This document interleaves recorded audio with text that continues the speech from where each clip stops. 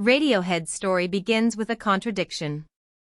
They became one of the biggest rock bands in the world by repeatedly refusing to behave like one. Every time listeners thought they understood the band, Radiohead changed direction, from guitar anthems to anxious art rock, from electronic abstraction to orchestral melancholy, from major label tradition to a pay-what-you-want release that challenged the music industry itself. Formed in Abingdon, Oxfordshire, in 1985, the group kept the same core lineup for decades: Tom Yorke, Johnny Greenwood, Colin Greenwood, Ed O'Brien, and Philip Selway.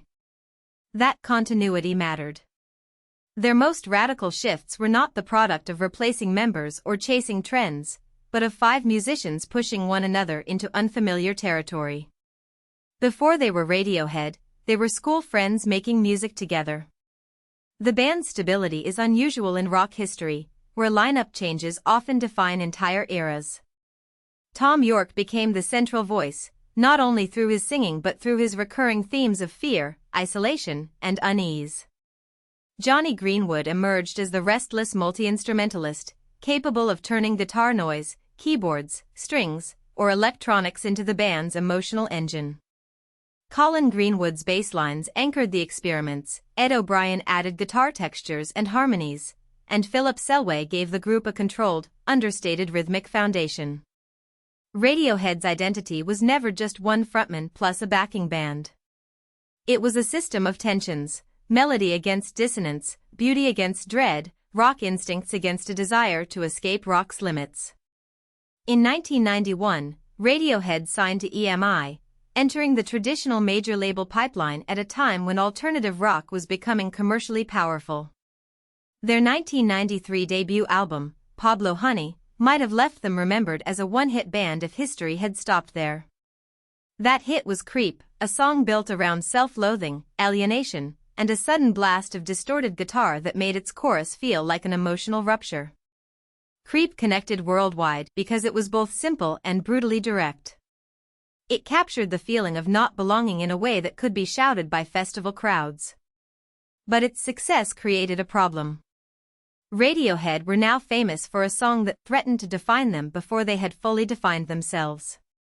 The Bends, released in 1995, was the first major answer to that problem.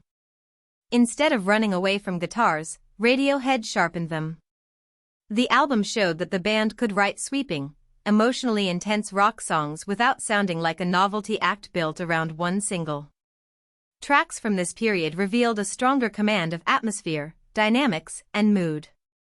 The songs still belonged to the world of alternative rock, but they felt more expansive and more anxious than standard Britpop or grunge-adjacent radio music. Radiohead were beginning to turn personal unease into architecture. The guitars did not simply decorate the songs, they rose and collapsed like pressure systems around Yorke's voice. With OK Computer in 1997, Radiohead made the record that transformed their reputation from successful alternative band to generational landmark. The album is often described as one of the greatest in popular music because it captured a specific late 20th century anxiety before it became ordinary. Its world is filled with transportation, screens, systems, corporate language, emotional numbness, and the feeling that modern life is both hyperconnected and spiritually vacant. Songs like Paranoid Android, Karma Police, and No Surprises reached broad audiences, but the album's power came from how unified it felt. Complex production, strange structures, and unsettling sound design were not treated as decoration. They were the sound of modern alienation becoming musical form. OK Computer also deepened 2 creative partnerships that became central to Radiohead's mythology: producer Nigel Godrich and visual artist Stanley Donwood. Godrich helped the band turn studio experimentation into emotional precision. Radiohead's records often sound meticulously constructed, but not sterile. The details create instability, space, and tension. Donwood's artwork, meanwhile, gave the music a visual language of maps, figures, warnings, fragments, and institutional dread. Since the mid-1990s, these collaborators helped make Radiohead feel like more than a sequence of albums. Each release arrived as an environment, with its own sonic weather and visual atmosphere.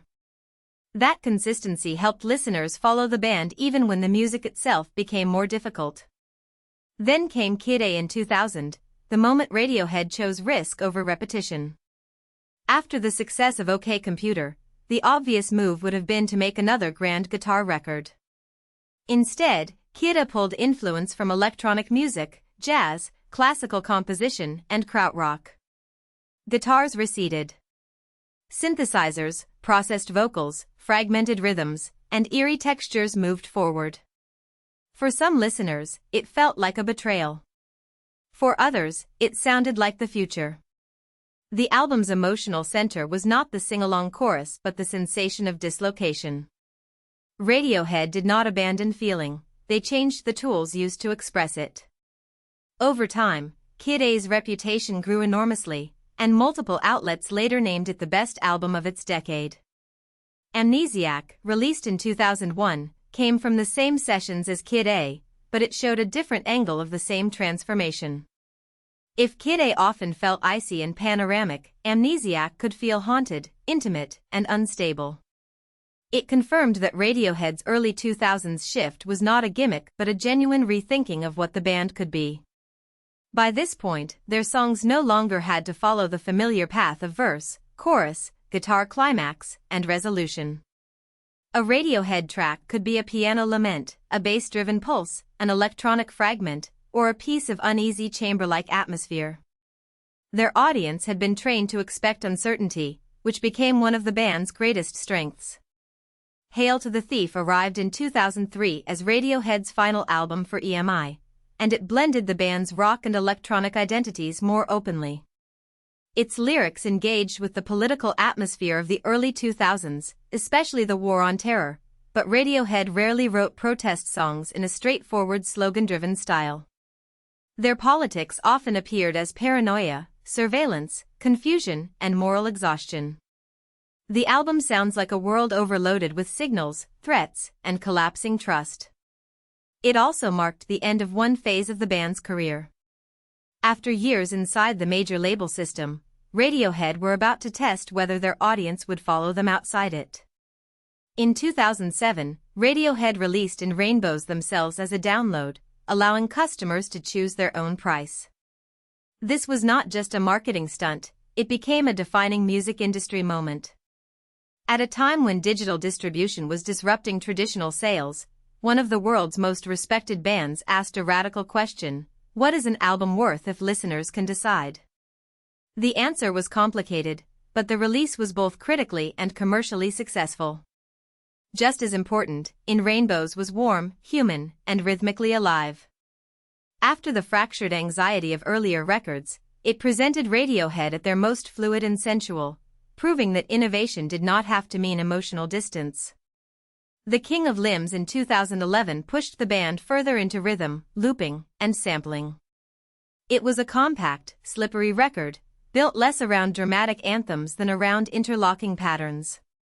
Some listeners found it elusive, but it reflected Radiohead's ongoing fascination with process, how repetition changes perception, how small variations create movement, and how a rock band can behave almost like an electronic ensemble.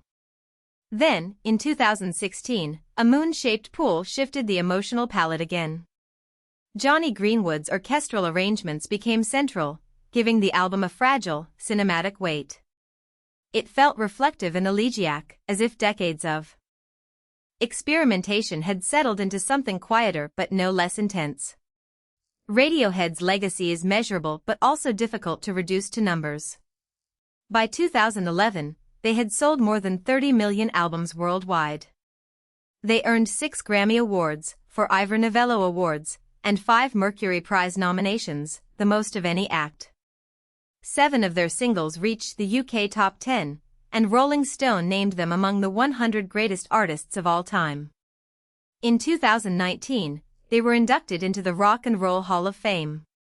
Yet their real influence lies in how they expanded the expectations placed on a rock band. Radiohead proved that mass popularity and formal experimentation could coexist, that reinvention could be a career strategy, and that discomfort could be beautiful. If you found this helpful, please like this video and subscribe for more explainers.